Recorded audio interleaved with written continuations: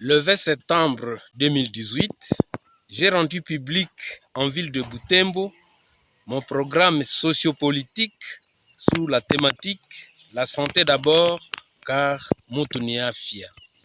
Ceci en prévision des législatives provinciales de décembre 2018, espérant que, si je devenais député provincial, je diligenterai une diplomatie politique agissante afin que les projets de santé publique que j'ai initiés, à savoir la prévention, prise en charge du diabète et autres maladies métaboliques de surcharge, la prise en charge psychomédico-sociale des personnes de troisième âge et l'implantation du complexe gériatrique de Butembo Amungo Mater-Ete puissent bénéficier de l'impulsion des institutions de l'État congolais au profit de toute la population du Nord Kivu.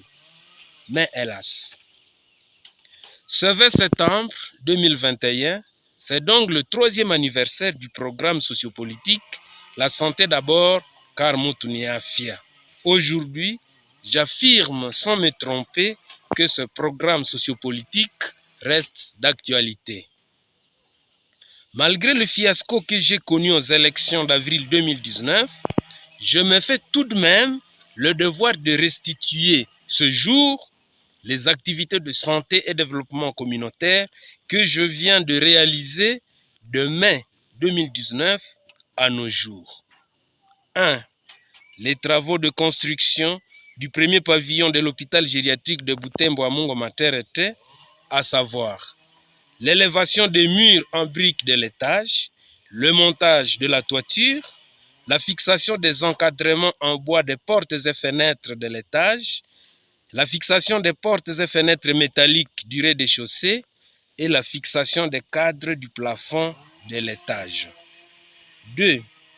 Les travaux de construction des murs de fondation du deuxième pavillon gériatrique, suivis de la fabrication de plus de 250 000 briques en prévision de l'autofinancement des travaux de construction de ce deuxième pavillon gériatrique à Mungo Mater-Ete. 3.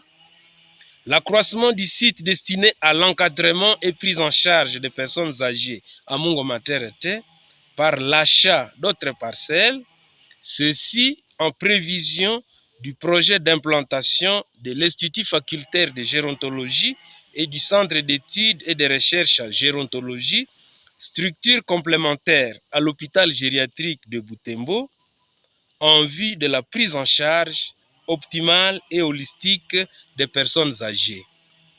4. Les travaux de réhabilitation du centre médico-diététique Père Morant Kleibert à Cavitaire. 5. Les démarches en faveur de l'officialisation du centre d'études et recherche en gérontologie. Chers concitoyens, pendant que l'état de santé de la population de notre province du Nord Kivu est menacé par la COVID-19 à allure alarmante et inquiétante et aux néfastes conséquences familiales, sanitaires, sociales et économiques, la population cible de cette maladie orpheline et meurtrière étant essentiellement constituée de personnes âgées, personnes atteintes de diabète sucré, personnes atteintes d'hypertension artérielle, personnes avec insuffisance rénale, personnes avec excès de poids, personnes avec infection respiratoire aiguë, etc.